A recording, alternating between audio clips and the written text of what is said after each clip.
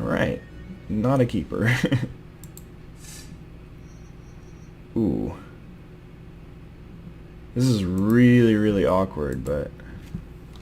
yes. I was about to say no, but then I was like, wait, no, I am recording. Wait, I'll give him a smiley face in a second. Awesome. Happy face. Alright, so he's got the swamp. Could be bad for me. Oh, yes.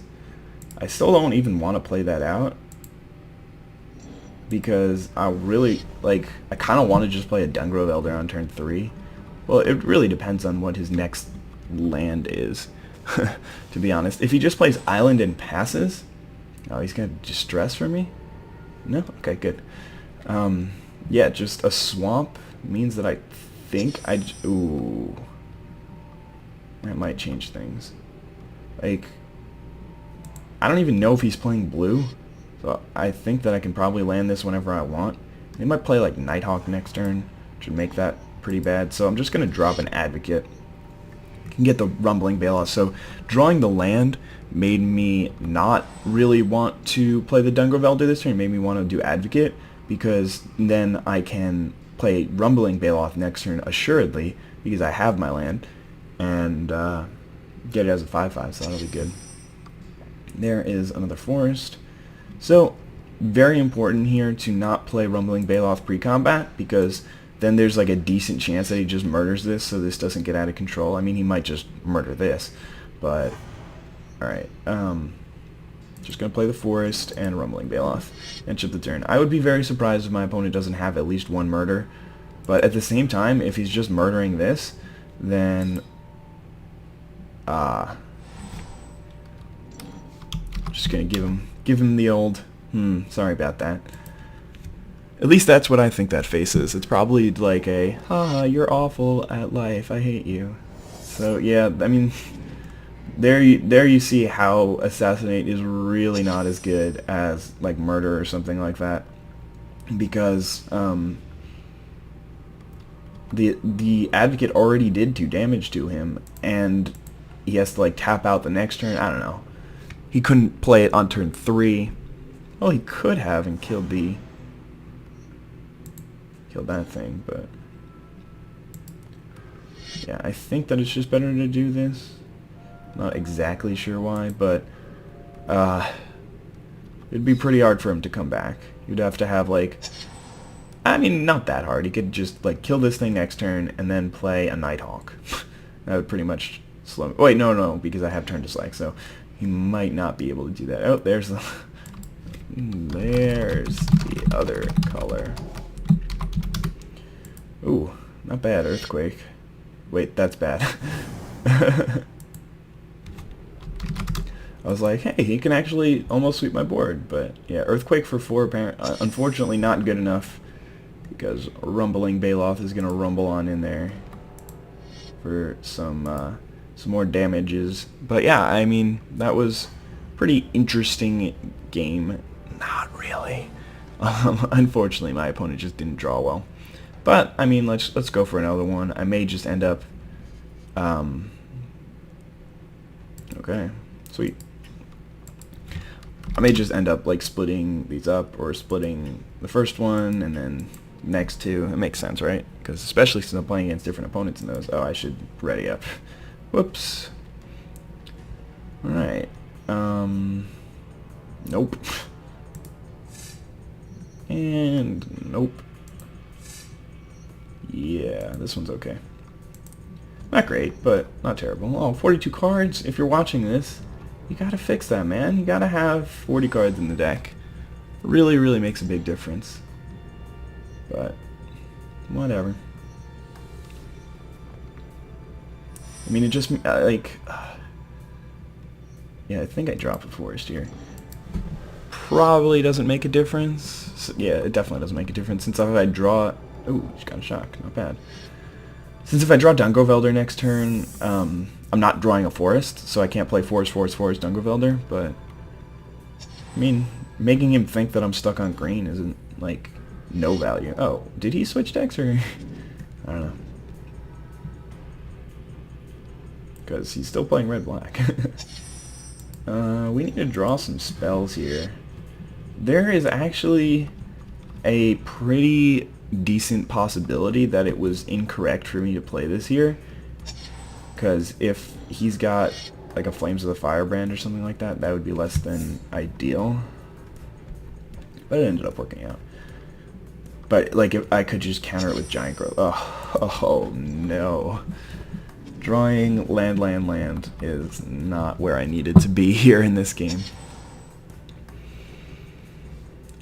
Yeah, when you mold a 6, you need to draw some spells. Actually, when you're playing Magic, you need to draw some spells. So, I mean, obviously he's got a spell that can just block me. Another Giant Scorpion. Okay, well, is he stuck on land? That's actually really, really bad for me. Because, yeah, I need to draw, like, Shivan Dragons and in multiples. Shivan Dragons in droves. In fact, I'm going to start playing Mountains now. So I will be able to get both these mountains out by the time I draw another Shivan Dragon. Yeah, that's fine. I mean, at least he's not mounting too much of an offense. Ugh, I hope he loses his flip really badly. No, because now he can keep playing spells even though he's stuck on lands. There's a turn to slag. I guess. Honestly though, yeah, that was pretty dumb. It was kind of pointless because he wasn't even attacking with it, and I'm not attacking with this anyway since I don't really want to race. Like, I don't see any real reason to take 3. But, let's see, why was that really bad? Yeah, I got a couple of lands here. At least we drew a spell finally. Or maybe he's saying he needs lands. Alright, so he got one. Not terrible, not great. Goblin Shortcutter. I'm going to keep that in hand. But it does so little. Like, this has basically become a 2-mana target creature can't block this turn if able. Because, wait, can't block this turn if able? That doesn't make any sense. Can't block this turn. Although, I guess I could play it and double block the Giant Scorpion and trade off my Advocate of the Beast for it. Swiftfoot Boots. Okay, so he's out of stuff to do, at least. But yeah, I needed to draw Shivan Dragon like 2 turns ago. Pack Bro. Alright. Worst cards have been drawn in Magic the Gathering history. But, oh yeah, I forgot. Beast. Sweet. Team Beast. What? I don't think he's going to attack with this anymore. His deck is gimmicky but fun to play. Interesting. Not sure how, but that Swamp Draw was timely. Because I was just about to start getting my engine going. Because obviously I was going to draw Firecat into Firecat, but yeah, that's pretty good. Pretty good. Alright, 15. 15 indeed. Yeah, and here's my Shivan Dragon off the top. Damn it. No real point in playing it out. I'm just spamming the tab button, not sure why it's not. Alright, we'll just wait for it to resync. Oh, there we go.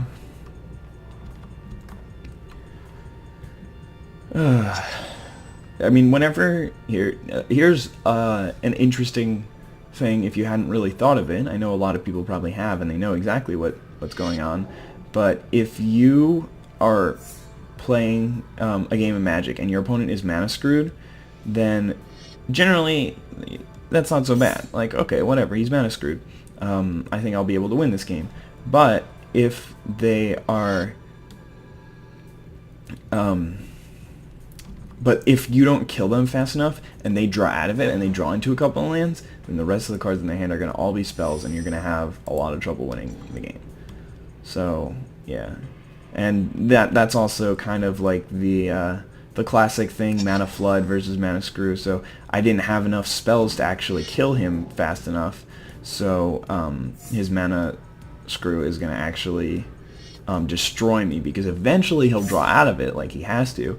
But for me, I mean, even if I draw a spell here or there, he's going to be able to have answers for them. So, yeah, I think I'm just dead. Which is a little bit unfortunate, but, you know, I mean, that happens. I drew like 3 spells the entire game, and then out of like 10 turns or something like that. So, you know, that'll happen sometimes, but I'm willing to accept it and move on. Although, I think I will play one more, just so we can get the best of 3. No worries. Oh, I was in the middle of my no worries happy face. Alright, this is not a good one. Huh.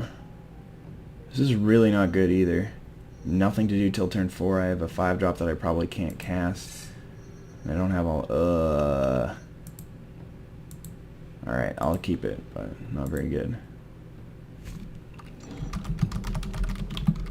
Happy face. Okay, so if we can draw a forest, then this hand is not terrible, especially if we draw it right now. I do have Advocate into Marauding Maulhorn, which can be a pretty powerful sequence. Swiftfoot Boots is not great, but not terrible against me. Yeah, this is not going to be a good game. I don't know why I started drawing so poorly in these last 2 games. I think it's just luck of the draw, because this deck seems to do pretty well against... Or it seems to be able to draw pretty well. Oh, sweet. And no Essence Scatter, no Essence Scatter, no Essence Scatter. Essence Scatter. No Essence Scatter? I mean, I know he's doing the Terramorphic thing, but... And no Essence Scatter, okay. Although, to be honest, I don't really care too much if he... Or, he doesn't really care too much about the Advocate. He'd much rather counter the Marauding Maulhorn. Alright, there's no Nephalia Seakite. Okay. Gonna attack. Is it a trap? I sincerely doubt it, but we'll find out soon. Yeah, he could have a number of things. He can have like Sarah Angel next turn, which would be put a pretty big damper on this game. Fairy Invaders. Oh, that's unfortunate. I guess I can't attack. Yeah. Cannot attack. It's 5 mana Fairy Invaders. He hasn't played anything this game, so I really doubt that he's got it. I mean, I'm pretty sure he hasn't. Playing this first main... Oh, he's just got Frost Breath. Okay. Interesting. So maybe playing this first main didn't end up working out for me. But, the logic behind playing it first main is that if he does have Essence Scatter, then he uses Essence Scatter, and then he can't, flash in Fairy Invaders. So, and that works out pretty well usually. You want to make them use their counter magic before you attack, so that they have less options during the attack step. Okay, so he's just going to go get back his Frost Breath. This sort of looks like an Elixir deck, but I'm just going to put the boots on it. Sure, why not? Means that this Goblin Shortcutter isn't doing much. I'm probably going to just play Protean Hydra whether or not I draw land. So the fact that I did is nice because it's a little bit bigger, but prob should have swung. Yeah, I mean, if you're not going to block. Yes, so I mean, if you're not going to block, then it does make logic to attack. I know I said make logic. Yep, play that for form. Yep, exactly. What are you going to do? I mean, those kind of random things, losing 1 point of damage when you're playing a tempo-y deck could come back to hurt him, I guess, but really depends on what his win conditions are. Holding up for Volcanic Geyser is okay, but I already did click continue, by the way, so I don't know what's going on. I guess the connection's not too great between us. Oh, that's too bad. It's pretty disappointing. I mean, I know that my opponent didn't quit out, so it really kind of sucks. But I think I was fairly ahead this game. He does have another Frost Breath. What? Seriously? Wow, the computer is bad. I'm pretty sure it's on Planeswalker difficulty, so, I mean, getting in that 1 point of damage is not worth, because now, it's so bad. Alright, well, I'm not going to play any of my spells, because I just want to hold open Volcanic Geyser in case he plays Sarah Angel or something like that. But yeah, now he's down to 10. I have a giant superhuman Marauding Maulhorn. It's an 8/6. Man, that thing gets huge really quickly. Tricks over the trade. Not bad, not bad. Gonna need a little bit more than that if you want to win the game, but certainly not bad. Again, I can't use Goblin Shortcutter's ability to make this not block because stave off. I can't use Goblin Shortcutter's ability to make this thing not block because it has hexproof, so even though you're not killing it, still get to kill him with this Volcanic Geyser though.